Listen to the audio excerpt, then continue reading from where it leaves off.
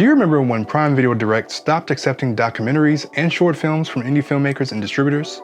It was baffling at the time, but all of a part of a plan for Amazon to become a more competitive and mainstream streaming platform. Since then, filmmakers have flocked to other platforms to distribute their work and get a piece of the streaming pie. However, with distribution deals comes a lack of control in how your film is shared, marketed, and can affect your revenue. Is there a streaming platform that better supports indie filmmakers? One that allows you to monetize short films just as much as feature films? Well, there's a new kid on the block. Screen Indie is a social streaming platform that's trying to bridge the gap between audiences and indie filmmakers. It allows you to set your own pay-per-view prices for your films and even lets you split revenue between your cast and crew. I want to learn more about the platform, so today I'm sitting down with Screen Indie CEO and founder, Richard Turrentine. In this episode, you'll learn about Richard's journey as a filmmaker, the inspiration for launching Screen Indie, and how his platform is helping filmmakers jumpstart their careers. Well, let's talk about your you as a filmmaker. Let's talk about Richard Turrentine, the filmmaker. So I did a little researching and looked you up on LinkedIn and saw some other stuff that you've done. Mm-hmm. And, very impressive how you started, you got your start in Howard College over in DC. Mm-hmm. And started doing, looks like you started doing events, filming and other filming around campus. And then that led to short films. Kind of share your filmmaking journey with us. How did it all start? And how did you get bit by the filmmaking bug? That's a good question. Well, I've always had an interest in movies. I mean, since I was a kid. I remember my mom taking us to the movie theater, me and my sister, when we were kids. And the first movie I remember seeing was Jurassic Park. Right. And, I mean, I knew that dinosaurs weren't real because my mom told us dinosaurs weren't real. So I think I was just so caught up in the aspect of the technology that they, built this technology to showcase dinosaurs moving on screen. And I'm like, wow, like you can do that in movies. So from that experience, just led me into cinema. Like I love cinema. And then, going to college, I bought a camera freshman year, and I was just on campus, just taking pictures of just things, and recording videos of things. And that led me to being hired for Homecoming. So for Homecoming was a big thing back home at Howard. And I was responsible for recording all of the intro videos for all of the events for Homecoming week. Yeah. So that was a really good opportunity for me to really hone in on my skills, to be creative, to work with people, and to, shoot videos. Like I was shooting maybe 5 or 6 videos for each of the events. Yeah.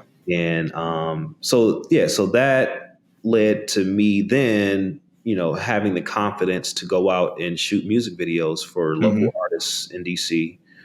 And everyone wants to be a rapper. So of course, I had a nice clientele as far as rap artists that, I was shooting music videos like every weekend. And from that experience led me to have even more confidence. And I started filming wedding videos with my mentor who brought me along. He was doing a lot of the stills for the weddings and bar mitzvahs. So he hired me to do all the video stuff. So I was under his wing. And then I look up and I'm just like, wow, I'm kind of versed in all of these different aspects in video recording and video making. So that then gave me more confidence to go in and write a script and pretty much produce my own short film. So I had to start somewhere, but I think the first step was definitely being inspired by the movie Jurassic Park at an early age, and then picking up a camera from Best Buy. Yeah. The camera that I still have to this day is a Canon T2i. Oh, nice. Yeah. And just going out and just shooting and learning as I went on and really building that confidence to go out and structurally put together a nice, solid video. And I'm just so appreciative that I was at Howard at that time, because all these opportunities just fell in my lap. And I will forever be grateful, because those experiences they're still with me today. Absolutely. absolutely. But the opportunities to shoot this and shoot that really gave me the confidence and really sharpened my sword. Yeah, and I think it's really important for people who are listening who want to, get into the filmmaking game. They want to make their own films, or they want to get into video production. You got to start somewhere, and your local community, whether that be your local film community or local businesses, volunteer. Get out there and ask someone, hey, can I shoot your music video? There are plenty of artists out there that need, video production and videographers to help them with music videos. So, you really just parlayed everything that you learned into filmmaking, which is great. Yeah. I mean, it was a journey. I definitely, there were some situations where I, of course, lost money and just video didn't come out the way it should have, but ultimately, like, I don't regret any part of my process. I mean, every part of it was just great. What was the first short film that you produced, and what brought the idea about to do it? Yeah, so one of the first short films that I produced was a film called Morning Route to Love. It was a student project, and I forgot which class I needed to do it for, but it was one of my film classes. And it was an experimental piece. I played on this theme of love and, what would you have done if you met somebody who had a handicap but you were attracted to? So it was such a experimental, interesting piece. So I wrote the script and I went out and shot it. We guerrillas shot the entire film. We were on a bus in DC, on the streets, ended up using one of the diners near my dorm to shoot a lot of it. Got family and friends involved and did all the casting. So, it was a great learning experience. And it got selected in the Cannes Short Film Corner. Oh, wow. That's awesome. First out the gate, right? Man, and that experience and getting selected was confirmation that this is what I need to be doing in life. Because, like you said, it just happened so fast, and my first film getting selected into a major film festival. Yeah, I don't know what other thing I needed to get from God for me to be confirmed that this is what I need to be doing. You were on the right path there. So that happened, and then. So it was perceived well. I still have the film to this day. I don't ever watch it because it was like, to me, it was so bad, but it was great. It was a really fun time, and I really enjoyed it.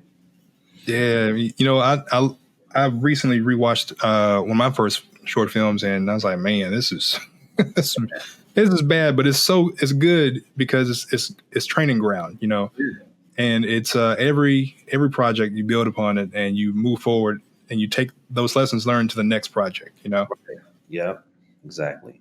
Tell me, how in the world did you go from Washington, D.C. all the way to the West Coast to L.A.? What happened in between there, and what made you move to L.A.? Well, when I graduated, I was like, it's time to go. Like, after college. Like, it's time to go. And I knew LA will be the next stop. I just wanted to continue in my path of filmmaking, and I wanted to up the business side and really go in full throttle with the entertainment space. And so I felt like LA was the perfect place to start out of college and to really learn the ins and outs of the business. Our professors told us, like, man, you really want to learn this business, you need to go out in the world and really do the work. So part of me doing the work was coming out here and really understanding how this business is ran and, really find my creative bug in LA, like whatever that was. So that was really it. I was just chasing the industry and wanting to better myself as well as my business. And what was the first entertainment job that you got in LA? And what was that like? Man, I don't know if this counts, but but I'm gonna say it because that was my first job. But it was a company, and I think they're still around. I don't know, but there's a company called EcoSet, and they're hired by production companies to pretty much, how can I say this? Your job is to stand near the trash can, and there's compost, landfill, and I don't know the last one, but you're supposed to sit there, and then when crews are having lunch or having breakfast, you're supposed to separate the compost from the landfill and all the the things. So your job is to really pretty much inform the crews and cast where trash goes. So I literally there with a grabby, pulling out compost and putting them in the right sections and stuff like that. So Target was one of their major clients, and then other ones. But yeah, I was literally on set digging through trash. But from that experience, I just knew that this was not what I came out here for, and I ended up meeting Todd Stefani, which is Gwen Stefani's brother. And he was doing all of the behind the scenes footage for his sister, Gwen.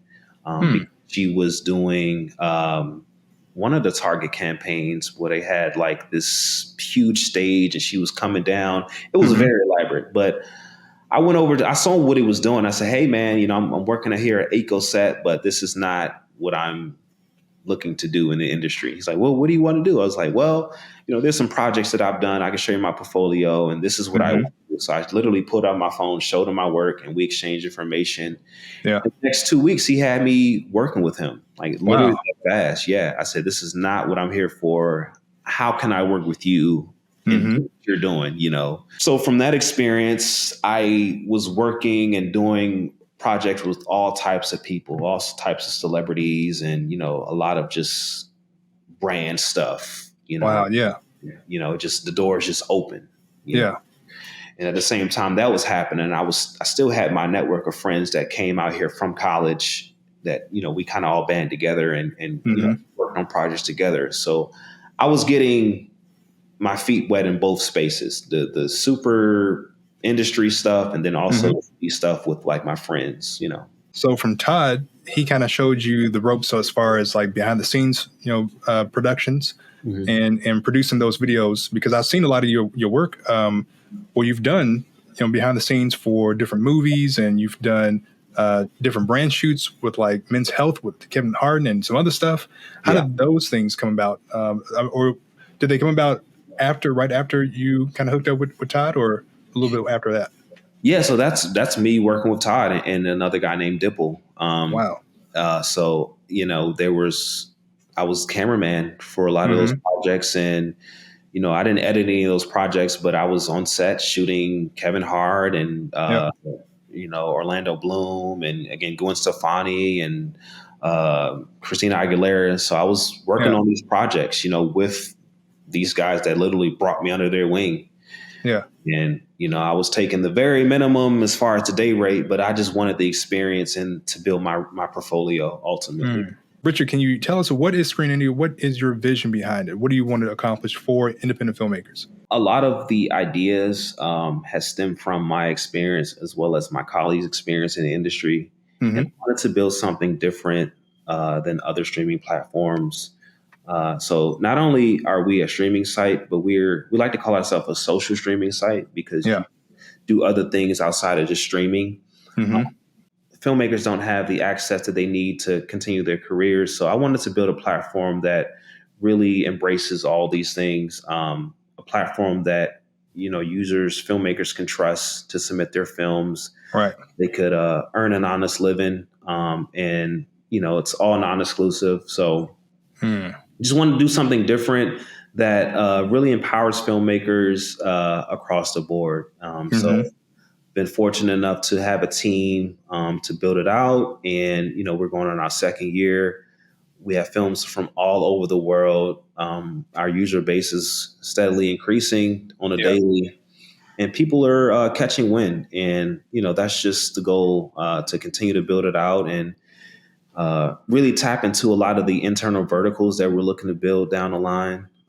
Like that's going to be exciting. Just looking to do annual film festivals and then film competitions. And, these things help complement the core of our business. And it's to really further a young indie filmmaker career, maximize their earning potentials and increase visibility on their film projects, while also giving them the tools that they need to go out and find work, and network with other filmmakers. And can you share your a bit of your entrepreneurial journey? What was that aha moment where you said, okay, Screen Indie is the thing that's going to take me and my studio and the projects that I've been working on to the next level? Yeah, so just looking at the market, honestly, I mean, all the streaming sites are the same. You just literally submit a film and that's it. But there's no follow up after that. Like, how are you? I mean, and then we look at our filmmakers as partners.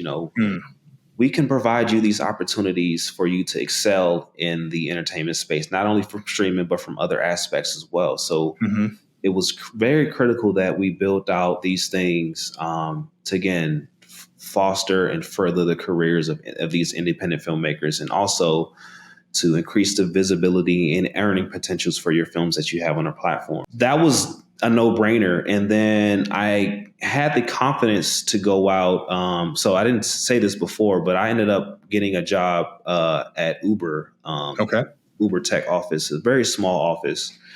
So I was able to understand how a tech office was ran and the different terms used and everything that it took to really run a tech company or tech office. So that experience really gave me all the confidence I needed to go in and build my own tech company. And so I had that, but I'm like, okay, but in what space will I build a tech company in? And it was Screen Indie. Just understanding the market and the industry and the things that were lacking that needed to be built on a streaming site that again service, indie filmmakers. So that's kind of how it all came about. Yeah, and I think from my initial impressions, I love how it's, like you said, it's not just streaming; it's also the social aspect of it. It's really connecting with other filmmakers. And I've actually I have a success story for you. I've reached out to one filmmaker already, PJ Palmer. He is a filmmaker that is he's got a film on there right now. I think it's called North Star. Yes. It's amazing. It's like amazing. Yeah. For real. He's going to be on the show very soon. I saw it. I was like, oh, I've got to have him on the show. Man, so Screen Indie has brought us together. Yeah. And I'm really looking forward to, more connections and meeting more people on the platform, really, connecting with other folks. And that's what it's about. It's about that. And also just, really just diving into that and seeing how we help one another ultimately. And again, the biggest misconception about indie films is that they lack production value or lack substance. Like you just said, North Star is an amazing film. It's a very well-produced film, that has won over 25 awards from different festivals. And it's, and it's on our platform. So we have a lot of those amazing movies that are quality films that you can stream. There's like two aspects to Screen Indie. There's like the screener portion of it, and there's the artist portion, the creative portion of it, where you are the creative person uploading films and stuff. And the screener version or portion of it is where you're the audience member kind of watching and connecting with other folks. And I think it works really well because you kind of blend those together to where audience meets creatives and creatives meet audience. I think that was that your original design and intent? Yes, absolutely. Absolutely. And, further down the line, I want to even bridge that gap closer where people who are streaming these films of their favorite indie artists could support them financially or whatever the case may be. Yeah, that's awesome, man. So take us back. You launched Screen Indie, you said 2 years ago, right?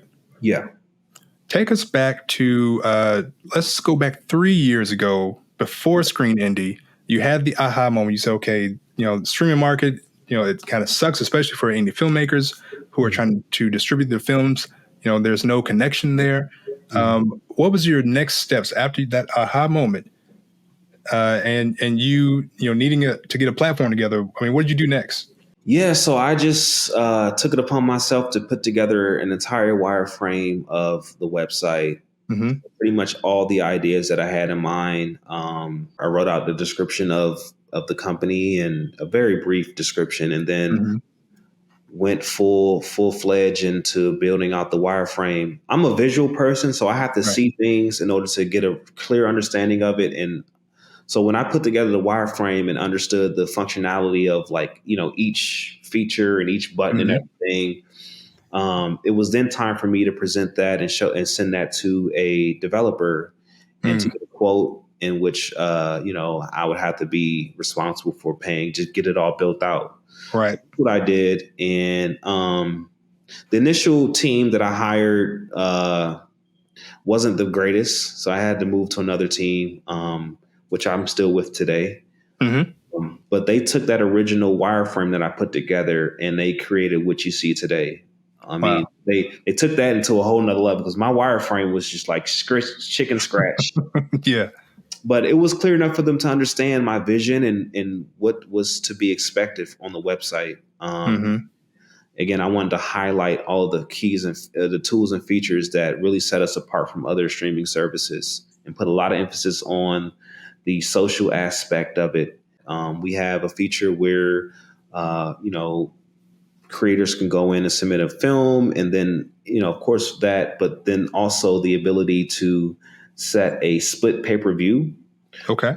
You could, from the pay-per-view that you set, you can add all of the cast and crew that you would like to receive a certain percentage from that original pay-per-view cost. So anytime Mm. anyone Yeah. goes in and purchases your film, you know, the money is equally distributed it amongst, everyone that's listed, and they receive an email confirmation, and they'll receive their money within 3 to 5 business days. So these little Nice. nuances really, we're putting a lot of emphasis on, but the foundation, needed to exist for us to do any of this. Mm-hmm. I don't want people to miss that. That's you said that's a nuance, but that's a big deal, Richard. I mean, you got a way to pay people that were a part of a project evenly Yeah, from like because that's one issue that I've run into is people ask you, okay, I want to be a part of your film, and or especially if you say, okay, I'm going to pay you guys if we make money, right? That's always any filmmaker would say, I'll pay you if we make money. Well, now if we make money, you're going to get paid like right then and there, yeah. 3 to 5 days after the payment's made on the platform. But that's a big deal, dude. That's really, really nice. That's a nice feature. Yeah, that's something that again I experienced just working as a freelancer right here, working on projects and not Mm-hmm. giving any type of back end pay. Yeah. So I wanted to definitely incorporate that and put a lot of emphasis on that for Screen Indie, Mm-hmm. giving users that option to do so. And again, it's very transparent. You get your money within 3 to 5 days. You don't have to wait. No net 60 or net 90. Mm-hmm. Yeah. Very clear. So yeah, it's just things like that that just makes us a lot different from other platforms and really, is in favor for the filmmaker ultimately. Yeah, that's awesome, man. So what has been the most challenging aspect of launching Screen Indie? I mean, what bumps and bruises did you go through, and how did you overcome those challenges? Wow, man. How much time do we have? I mean, you let it rip, man. I'm sure. I mean, because it's not easy. I mean, you're a filmmaker and you're an entrepreneur. Yeah. You blending those together, and on top of that, you created a streaming platform, but it's not just a streaming platform; it's a social streaming platform. Mhm. So it's a lot of firsts in there, So I'm sure you've gone through a lot of stuff. The biggest thing I'd say was dealing with that first team of design and developers. I Mm-hmm. thought I did my job as far as, doing the research and looking at their portfolio from the previous works that they've done. Right. I guess I didn't do that enough. But long story short, I had to fire them and really start from scratch.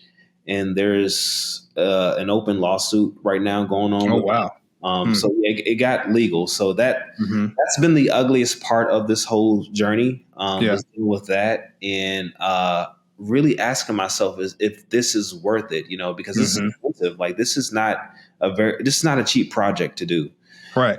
I don't come from money. I've really just relied on working to pay for things. That's how I go about things.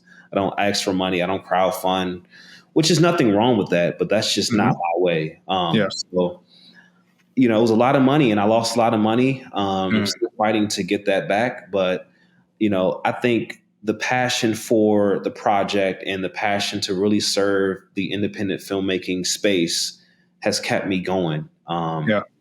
But, that was a really dark and depressing time for me because I approached the Screen Indie from a pure place.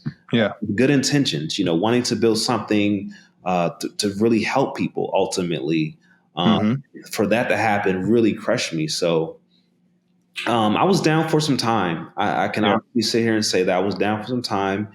But my team really pushed me to get out of that place. And, from that experience, I've definitely gotten a lot wiser. And, the team that I'm with now, they're great. I have nothing bad to say about them. So that was the emotional roller coaster that I experienced early on. But, in some ways, I'm glad I experienced it because it really shaped how I move now as a CEO, and founder. So, Yeah. You pick yourself back up and you move forward. That's how you learn. That's how you grow. On the flip side of that coin, what has been the most rewarding aspect of launching Screen Indie? I think the reception from our user base and people that are on social media they tend to like what we're doing. Receive tickets.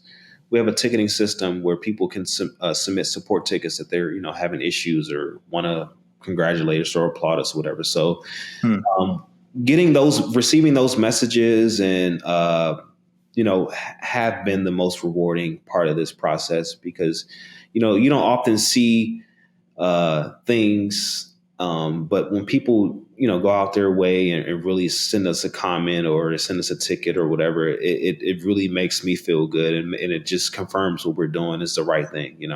So what is your ultimate vision for Screen Indie? What do you ultimately see this becoming in, let's say, 5 to 10 years? Yeah, I see it being one of the premier streaming sites for independent filmmakers, the leading in innovation and technology.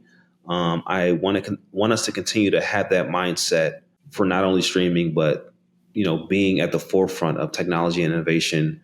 I plan to have an internal team that's strictly dedicated to that because I think that's just important, and not only our growth, but the industry within itself.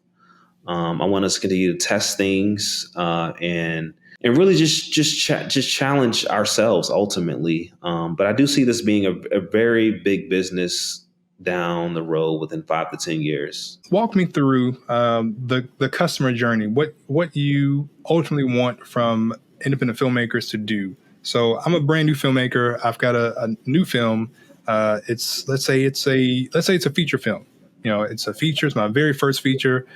I was thinking about, I did the film festival circuit. It's run its course. Now I was thinking about putting it on YouTube just for free. I'm done with that. I'm ready to move on to my next project. What would you have me do with Screen Indie? What would be my first step with Screen Indie? Yeah, so I would have you sign up as a creator, and with the creator option, you have the option to submit your film. You can add all of your cast and crew. You can add your summary and description of the film. You can add any of the awards that you want at any of the festivals, and you can also add your bio information. So I'll tell you to do that. And then again, if you want to elect to, have your film stream for free, you can do so. But if you also are looking to set a pay-per-view cost, you can do that as well. And then, there's a 24-hour processing time because we do review all the films that are submitted. So we look it over, and then once it's submitted, then you'll receive an email saying that your film is active and ready to be streamed. Now, going into the future, I would love every filmmaker that submit a film have some type of representation. So I would like to say that there would be like account specialists that would be responsible for reaching out to you and one, confirming that your film is active, and then also putting together maybe like a Zoom call or an email chain, just kind of highlighting how we can maximize your earning potentials and visibility. What can we do from a marketing standpoint to really push your film? So you'll have that access to this person, so that we can both strategize on what the best thing that we can do. So you'll have that relationship throughout the time that your film is on the platform. So that's something where I'm looking to do long term. Have account specialists that are strictly responsible for ensuring that these films are reaching their maximum potential while on our platform. But and that goes with the partnership that I was telling you about early on. Look at our users as partners, because their success is our success, and vice versa. I would also add to that once your film is on Screen Indie, don't forget that you can actually connect with other filmmakers, and you can also connect with other crew members. And I believe you can also hire from there as well. There's a job board there, isn't it? Yes, it is. Yep. And all those filmmakers that have listed their services, they have their own set day rates, and they have their specialties that they specialize in. We're still populating that list, but over time it will. But yeah, it's just, again, that creative freedom to show your portfolio, show your work, so that people that are looking to hire you for projects can see your reviews. They can watch your reel, and they can see your day rates and bio and book you accordingly. Richard, as we wrap up, I just want to pick your brain for just a second here. Can you give us any tips, for any aspiring filmmaker that maybe they have a film idea, maybe they are in a different industry and they want to switch over to filmmaking, or they've got a couple skills with video production and they want to transition to being a filmmaker? What tips for success would you give an aspiring filmmaker? Yeah, I'd say just really find your specialty. Find something, because there's so many different jobs and different departments in this space. So I'd say the first thing you need to do is really focus in on what it is you want to do, particularly. So once you're able to do that, then it'll be a lot easier for you to really navigate through the industry and figure out maybe there's other interests that you want to be, a part of. But I think to start, you need to start with one thing and then venture off and do other things. For me, it was camera operations. Like, I love holding the camera and doing movements and doing different camera techniques. And doing those different types of styles. But that has led to, me then starting a production company, and then, me buying creative real estate for people to rent out for people to, book and to do their projects. And then that has led me to Screen Indie. So like, there's a whole thing that you need to go through first. But I'd say start with that one thing before you can do anything else, ultimately. And as a filmmaker and an entrepreneur, I mean, certainly those two things go hand in hand, because especially as an independent filmmaker, you may not have a marketing department or someone to sell your movies for you, or someone to go out and get deals for you. You have to do that stuff by yourself. Yeah. How did you transition from, or not transition, but really incorporate entrepreneurialness into filmmaking? Yeah, so that's something that I automatically or naturally had. And that's something that has been with me for a very long time. I just needed to figure out the perfect marriage. Like, I always knew that I wanted to own a business, and, I always loved entrepreneurship. Yeah. But I didn't know in what space. So when I got to Howard is when I figured out that this is what I needed to, like, the two things that I needed to marry together. So yeah, I don't know, man. It just came. There's something that I just naturally had early on. I always knew I wanted to own a business and work for myself and kind of create things on my own, and have a team to bounce ideas off of. So yeah, I think the biggest hurdle was really finding in what space that I wanted to be an entrepreneur in, and like what business, I guess, so. Well, Richard, what's next for you, and what's next for Screen Indie, man? What do you have coming up on the horizon? Yeah, so again, just tapping into a lot of the different business verticals that we have. We looking to do annual film festivals and looking to do film competitions, but ultimately do a lot more outreach as far as getting users and really expanding on our social media presence. So just all around, just business growth and development. Awesome. And do you have any personal projects that you're working on? Anything that you've written that maybe you want to film, sometime soon, or getting behind the camera on anybody else's projects anytime soon? Yeah, I wrote this pilot about a few years ago, and it's on education reform. It's something I really feel passionate about. So one day I would like to get that up and running and shoot that. But it's from my experience teaching when I was back home, and so yeah, I just eventually would love to film that project. Yes. That's whenever you can find the time, since you're running a studio. Yeah, you're running a studio, you're running a streaming service, man. How do you find the time? Well, surprisingly, I mean, again, I have a team that they do that, and a lot of times I'm just in on meetings and just delegating tasks. But I really rely on my team. It's a team effort. And, they allow me time to do my personal endeavors. So I don't get burnt out as much as I used to, because early on it was just a lot of me doing all the work. Right. I still do, but like not as much as it was, So I am thankful, and I'm privileged to have a solid team that understands the vision and understands, where we're going. Richard, any final thoughts or anything else that you want to share with the audience? Any words of wisdom? No, this is great. I love what you're doing.